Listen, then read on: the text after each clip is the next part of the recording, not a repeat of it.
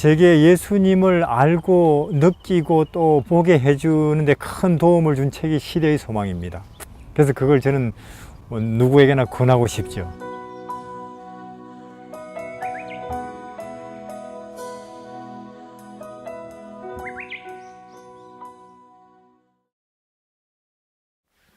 이제 49장 초막절에서 유대인들은 1년에 3번씩 이제 전국적인 집회, 처음 6월절, 그 다음 초막 오순절이 있고요. 이제 마지막 절이 초막절이 있는데 그때 있었던 일인데요. 이 초막절은 아시는 대로 이제 우리가 예수님 재림 때에 하늘 가는 아마 7일 여행길을 상징할 거예요. 그때 이제 사람들은 7일 동안 집에 이제 안 들어가고 길에서 초막을 짓고 거기 일주일을 보내잖아요. 이제 골목 이제 거리 언덕마다 이제 사람들이 산에서 꺾고 온 나무 가지 혹은 기타 다른 풀들 이런 것들로 초막을 짓고 이제 일주일을 축제로 보내는데요. 특히 이 성전 주변, 성전은 눈부시죠. 아주 화려하게 장식이 되고 각종 꽃들 그리고 축하 행사 여러 가지 이제 기쁜 또 해방을 나타내는 그런 여러 가지 각종 모임들, 음악회 그런 것들이 있었을 거예요. 근데 그때 이제 그 해의 초막절은 아마 예수님 십자가에 돌아가시기 한 6개월 전쯤일 텐데요. 6월절. 그 다음에 이제 6월절이니까. 특히 이제 사람들이 예루살렘에 더 많이 모였죠. 그 이유는 이제 그 당시 어딜 가나 예수님 이야기잖아요.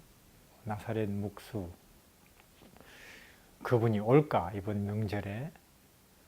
또 그분이 참으로 메시아가 맞는가? 하나님의 교사다. 아니다. 백성을 기만하는 자가 아니냐. 어딜 가나 열띤 토론이 있었어요. 이 나사렛 묵수에 대한 관심이 다 거기 이제 쏠려 있었죠. 근데 이제 예수님은 이제 그 당시 많은 군중들이 가는 그 길로 택하지 않고 한적한 길로 그 초막절에 다른 사람들이 주목 안 받게 도착하셨거든요. 그때 이제 사람들이 한참 이제 절기에 이런저런 행사에 지쳐 있을 때 그때 예수님이 갑자기 성전에 등장하셔서 이제 백성들 앞에 전에 백성들이 들어본 적이 없는 설교를 들은 거예요. 제사, 제도 혹은 율법, 절기, 그리고 땅의 일이나 하늘의 일, 인간의 일, 하나님의 일들. 사람들은 넋을 잃고 들었죠. 학교를 다니지 않았는데 저 청년은 도대체 어떻게 저런 지식을, 저런 영적인 내용을 저렇게 설명을 하는가. 넋을 잃은 듯 들었는데 여기 보면은 모든 사람들은 율법과 예언에 관한 그분의 지식에 놀라 서로 이 사람은 배우지 아니하였거늘 어떻게 그를 아느냐고 물었다. 예수께서 성전 밖 마당에서 가르치실 때에 백성들은 넋을 잃고 있었다. 그분에 대하여 가장 격분한 자들도 아주 안 좋은 감정을 갖고 있던 사람들도 그때 이제 그들이 해칠 능력이 없음을 스스로 깨달았다. 그 시간 동안에는 모든 다른 관심사는 잊혀졌다. 그분께서는 명절의 큰 날, 마지막 날까지 매일 백성들을 가르치셨다. 이거 일주일이니까 명절 큰 날은 절기, 초막절 절기하고 안식일이 겹쳐지면 큰 날이라고 하잖아요. 계속 성전에서 가르치셨는데, 그리고는 갑자기 이제 성전 마당을 온통 울릴 큰 음성으로 누구든지 목마르거든 내게로 와서 마시라. 그러면 저는 나를 믿는 자는 성경의 이름과 같이 그 배에서 생수의 강이 흘러나리라고 말씀을 하셨는데,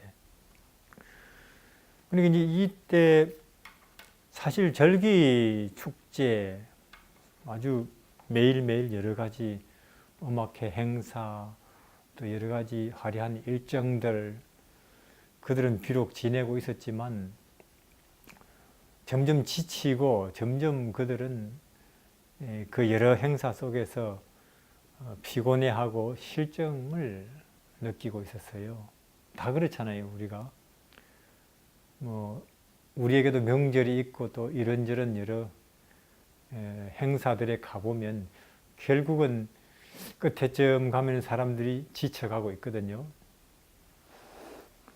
그게 우리가 결국은 육체다 혹은 우리의 필요를 우리 인간의 필요가 우리가 육체라면 그런 행사나 혹은 색채 혹은 우리 여러 가지 조건으로 우리는 만족을 얻겠지요. 근데 우리가 영혼이라면 예수 그리스도 외에 그 어떤 것으로도 우리는 채움을 받지 못한다는 그 말이죠. 예수님 외에는 우리가 영혼이라면은 영혼의 필요나 영혼의 만족은 오직 예수 그리스도께서 우리 채워주시는데, 누구든지 내게 오면 그 안에서 점점 외부 조건에 관계없이 비록 요셉처럼 종이라 할지라도 혹은 억울하게 감옥 혹은 다니엘처럼 포로 생활, 다윗은 쫓겨다니잖아요. 시편 23편처럼. 그러나 그런 그 어떤 외부 조건에 관계없이 그 안에 자체적으로 만족이나 기쁨, 행복의 샘물이 솟아날 거라 그 말씀인데, 사실 이게 그런가? 가봐야 알겠죠. 그분이 하시는 말씀이 사실인지. 근데 그분에게 가본 사람들은 한결같이 하는 말이, 하박국도 그렇잖아요.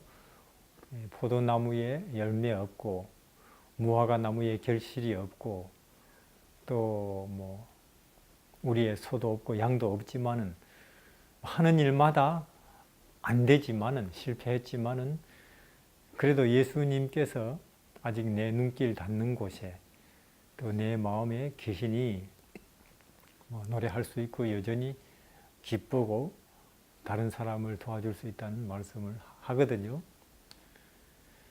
목마른 영혼에게 하신 예수님의 외침은 지금도 여전히 울려나고 있으며, 명절 마지막 날 성전에서 그 외침을 들은 자들에게보다 더 큰 능력으로 오늘 우리에게 호소하신다. 샘은 모든 사람을 위하여 열려 있다. 피곤하고 목마른 자들에게 영원한 생명의 신선한 물이 제공된다. 예수께서는 여전히 외치고 계신다. 누구든지 목마른 자는 내게 와서 마시라. 목마른 자도 올 것이요 또 원하는 자도 값없이 생명수를 받으라. 내가 주는 물을 먹는 자는 영원히 목마르지 아니하리니 나의 주는 물은 그 속에서 영생하도록 솟아나는 샘물이 되리라. 이 사마리아 여인에게 하신 말씀인데, 우리도 이런 이야기를, 이런 간증을 참 우리의 이해와 경험을 가지고 확신 있게 사람들에게 말을 할 수 있다면 그것이 참된 복음 전도 아니겠어요?